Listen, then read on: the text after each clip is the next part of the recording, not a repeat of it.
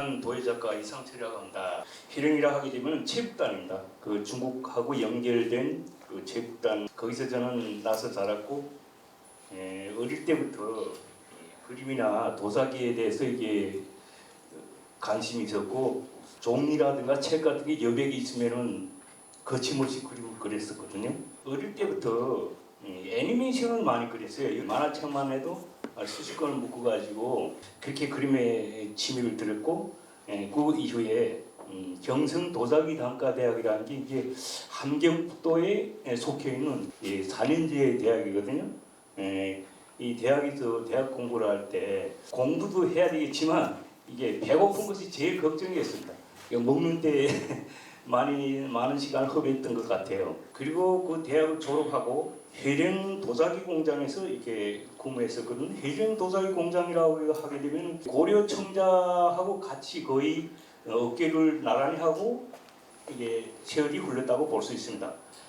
북한에서는 단 하나밖에 없는 해령 도자기 공장이거든요. 제가 탈북하게 된 동기를 본다라고 하면은 일본 사람들한테서부터 기술을 제가 전수받아가지고 여기 인민소유품을 만들기 위해서 이게 기술자들을 이렇게 모아가지고 이렇게 그런 단체가 있었거든요. 그때 제가 책임자로 있으면서 도자기도 많이 만들었고, 김일성한테 이렇게 선물을 하는 계기가 있었어요. 도자기로서 도자기를 또 만들어가지고 김일성한테 김일성 시대에 올렸고, 김정일 시대에 와서 또 이제 나무 조각 작품을 이렇게 3대 위인상이라고 해가지고 만경대 고향지, 백두밀령 고향지, 해령 고향지 3대 위인상 나무 조각도 했었고, 그것이 또 발탁이 돼가지고 이거 선물도 진상했고요. 그 이후로 그것을 인해가지고 제가 해령에 있으면서 이렇게 생활고를 겪으며 이렇게 북한에서 이제 중국으로 많이 다녔어요. 그러다 보니까 이렇게 그 중국 공안에 여러 번 잡혀가지고 이게 북송되고 그런 것도 여러 번 있었는데, 그때마다 이제 김일성한테 그 선물했다는 이유로 좀 삭감이 많이 됐어요. 그때 작품을 했는데 그 북한은 김부자 외에는 뭐 조각도 그림도 할 수가 없어요. 근데 제가 그 누구의 부탁을 받고 조각상 반신상을 만들었어요. 여기를 말하면 흉상이죠, 흉상. 반신상을 했다라는 이유로 1년 동안 생활총알한 게 있어서 일주일에 한 번씩 그 비판 무대에 올라서 가지고 1년 동안 안에 죽도록 욕먹은 거예요. 하마터면 제가 잡혀가서 이 세상을 못 볼 수도 있었어요. 그걸 계기로 해가지고 제가 생각되는 게 있더라고. 아, 여기서는 작가 생활을 전혀 할 수가 없겠구나. 그때부터 해서 제가 작가 생활을 아예 접고 말았어요. 그 후로 어떻게 하면은 그 작품 생활을 할 수 있겠나 이렇게 생각하고 이게 중국에 있는 친구들하고 서로 결탁을 해서 중국에서 작품을 해볼까 하고 중국에 가서 한 몇 개월 했어요. 불법으로 간 거라 언제 잡혀서 또 잡혀나갈지 모르는 거예요. 근데 그 친구들이 이야기하기를 너 그 한국 좀 가봐라. 작품 생활하기는 아마 적합하다. 이런 또 말을 여쭤주더라고요. 어떻게 하나 남조선에 가야 되겠다. 이런 생각을 가지고 졸업증과 자체로 만들어가지고 칼 앞에 가락지는 북한의 자동소총 탄알 껍데기예요. 그 껍데기를 잘라가지고 제가 조각칼을 만들었거든요. 한국에 올 때 도자기 차려집이라든가 여러 가지 책들을 가지고 도자기 할 것이라고 2004년도에 3월 달에 인천공항에 내렸어요. 이게 한국에 와서는 어디가 뭐가 뭔지 어디서 뭘 해야 되겠는지 그걸 알 수가 없는 거죠. 그래가지고 선생들하고 물어봤거든요.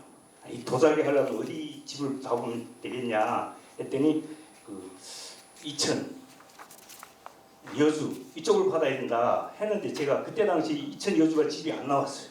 최근에 와갖고 이제 교회 장로님들이 솔선 나서가지고 양국은 백자박물관에서 이게 도자기 전시, 개인 전시를 열 수 있는 그런 기회가 생겼거든요. 그래가지고 제가 거기서 정말 그렇게도 하고 싶었던 도자기를 작년부터 시작하게 되었습니다.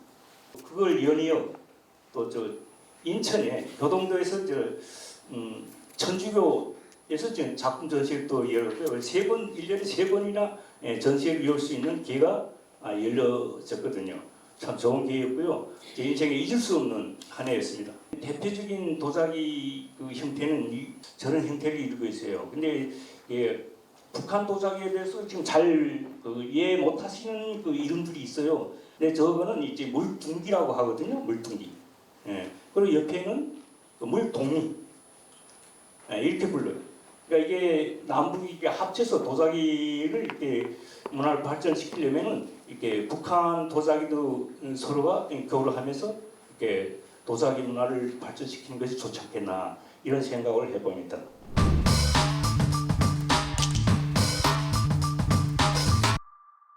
저는 황해북도 봉산군에서 태어났고요. 여기서는 한 차를 타고 가게 되면 대전 가는 거리, 그 정도에 있습니다. 북한에서는 뭐 이제 대학도 다녔고요.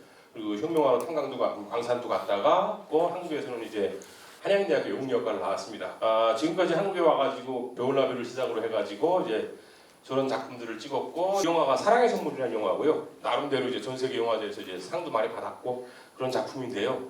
제가 저 작품을 가지고 참 많은 나라를 갔었는데 그 중에서 이제 제일 기억이 나는 게 애리조나에 있는 어떤 그런 곳에 갔었어요. 근데 보러 오신 분들이 다 등치가 이르신 서양인, 다 미국인들인 거예요.